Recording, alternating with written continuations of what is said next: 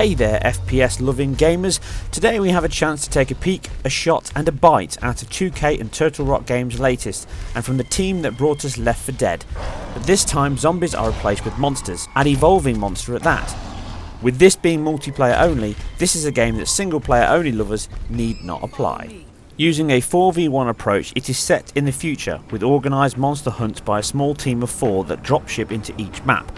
This alpha having 3 to choose from: the distillery, the dam and fusion plant, from the choice of 4 characters: the medic Val, the assault Markov, the trapper Maggie and the support Hank. You can play as any one of the hunters in this game and you choose from the classes above, with each class having an unlockable new character as you work through the game and boost up your skills, by using the skills of each class and grabbing buff from slain wildlife on the surface.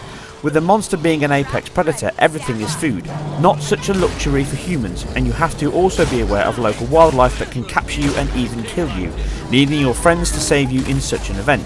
With some comic lines coming out, and in general there is a good dialogue and chatter that comes from the characters as you play, which helps keep the game's pace going, offer some tips and tricks where the monster is, whilst also offer some comic relief at the start of each mission. Ruva here? No one wanted to mess with me. It's sorta nice. She probably would have spent her life barking at people.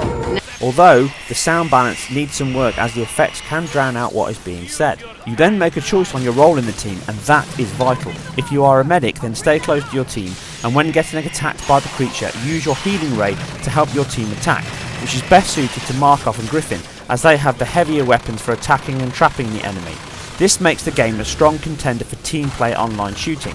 Getting into a game with people who don't talk or don't have a clue on using or learning their specialised skills in the team can make for a very frustrating affair at times, as they wander off lone wolf style. With a squad that does stay close and in comms or a bunch of friends, then it can be exciting and an epic session working together to capture and kill the foe. With Tracker having Daisy in tow, an alien version of a sniffer dog that helps track the monster along the large maps. Using glowing footprints, spooked birds and other such telltale signs in the map, you have to set about locating and containing the beast, as it can move a lot faster than you two-legged mammals.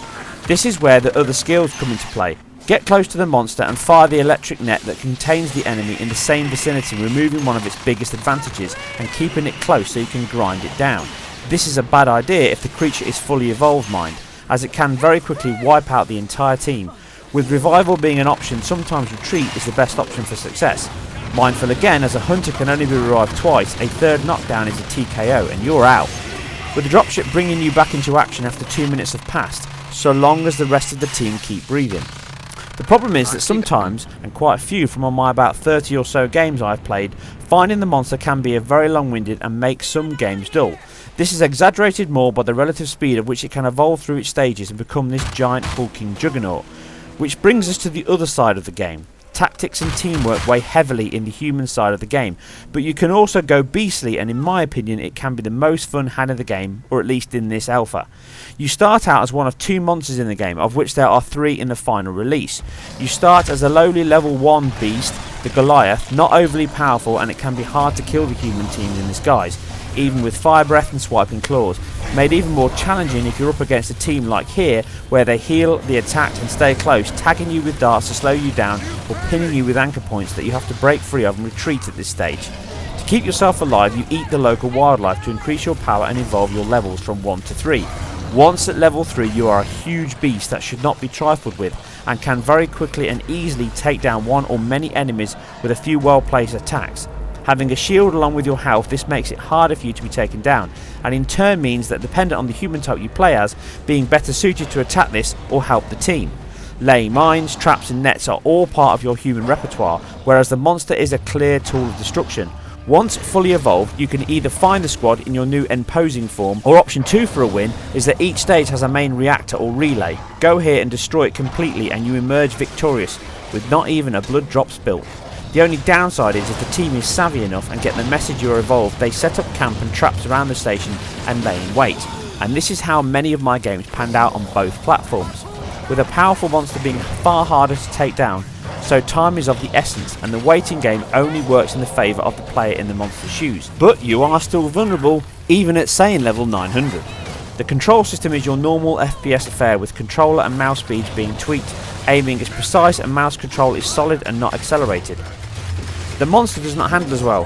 With your leaping and running ability running out like the fuel in the Hunter jetpacks, you sometimes have to resort to climbing, and this can sometimes cause errors on scenery and you can get stuck. Also in battles it can be hard to aim your melee attacks on enemies or wildlife, which can be a little annoying, and missing a well-timed dash or airstrike can result in a death. Hopefully this is something with feedback from the alpha they can improve.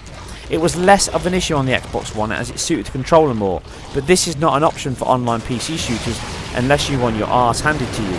The game runs on CryEngine that powered Crysis and last year's Xbox launch beauty, the recent PC release Rise, and this is evident in the main menu with the great character details, texture and motion blur. In-game it is very good to see wider than normal and more PC-like field of view, allowing a greater view of the area no matter in Monster Hunt or Human Munch mode. Great specular work is prominent in the terrain with good foliage, density and detail, including fixed lights that are dotted around the map, showing off great lighting work and many dynamic shadows, all of which are of a high quality. Here on Xbox One the artwork and detail all seem to be a match for the PC version. Even the standard FOV is identical as on PC, which may get a full-on fisheye option later. I was hoping to clear a full suite of PS4 as well, but this was cancelled after a near 6-hour download of the alpha, to then find out that the 2.0 update is being blamed for causing issues. I think it is most likely they did not anticipate such a demand, as the team would have had months of notice and info on this update. But it is a shame, and hopefully it will be extended later, and I will update you all on that version as and when. What I can tell you is that the Xbox One, at least, we are running a native display of 900p, sporting what looks to be FXAA or SMAA 1 times. PC defaults to SMAA 1TX, which is a temporal solution of the SMAA, the same solution found in Rise.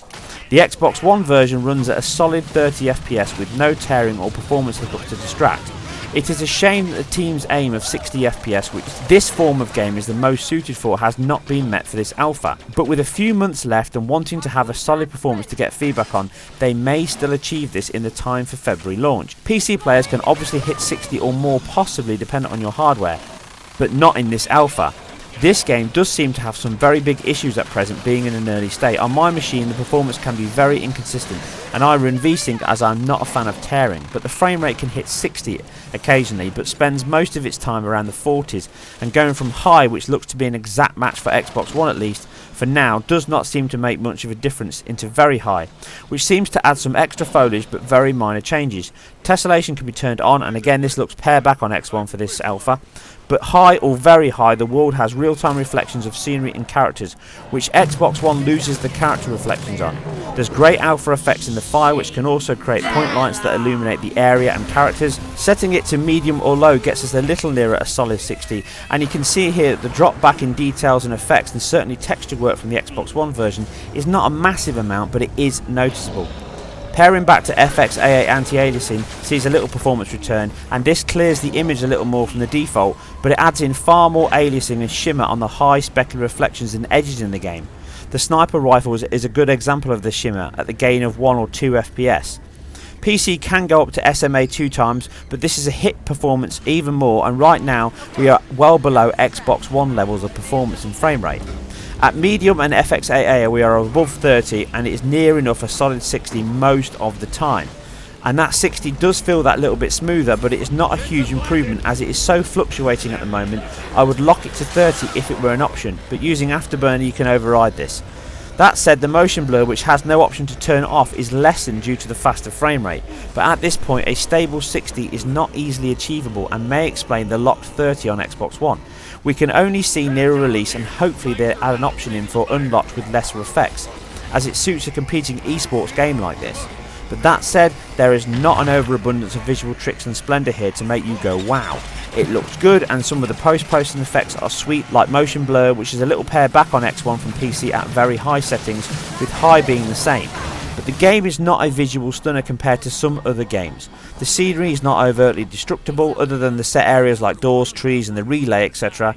Even the spotlights scattered around the area cannot be broken or smashed as human or monster, although the displacement map and dense trees and grass and forest is all very good, and it feels sufficiently like a safari type planet. Overall, the game is fun and a decent performer on Xbox One, making it an enjoyable if a little dull after a few games. The PC version again has a few more options, but the performance can be a bit hit and miss and is a bit random at this point. It can feel great when you play all as a team and take down the monster together like a bunch of seasoned pro hunters, or if you land the winning shot or aerial strike to seal the deal and win the match. Equally, taking out a full squad of hunters as the monster is also very satisfying. My top tip here is if you are caught in the net, then take down the trapper so the net is broken, and then take down the medic to stop them healing the others as you fight and maim the remaining two. Travel in water as much as you can as it hides your tracks. As a human, then if you are the tracker, track for God's sake. Follow Daisy if unsure where to go, and then follow the footprints. Mindful of the birds as they can be a heads up, but also predict the path of where the monster's going. Don't head directly for the birds. Once found, trank the monster to slow, then snipe it to mark hit points for the rest of your team. Tranking also flags the monster so your team can see it for a short period of time. Use the harpoon to keep the monster on a short leash and allow the capture net to go up, and then work as a team to destroy it. Don't let it leap away, as you will never keep up. Some have doubted this is a true alpha, like Destiny 1 that was the most polished and final alpha seen in public domain. But it is. PC, the performance is very inconsistent, and when playing as a monster you get sound errors with pops and hissing. Texture streaming on both versions at the loading screen. The intro sequence on PC can dip to 7 or 8 frames per second when loading the level and textures. Loading on PC is faster though. Xbox One can take up to 2 minutes to load a map, but performance here is much better, and what appears to be a pretty much locked 30. With PC, the dips do go down far below that at points, and it can be very random at times, not directly related to on-screen action. It also appears to be a very well balanced CPU game. In fact, the best I have seen so far, using up to 6 cores, the full amount available on consoles at present. On my 8-core 8350, it uses around 50 to 70% load across the cores, and it currently uses more than 2 GB of VRAM. My guess would be about 3, with system RAM being used as a swap for the textures.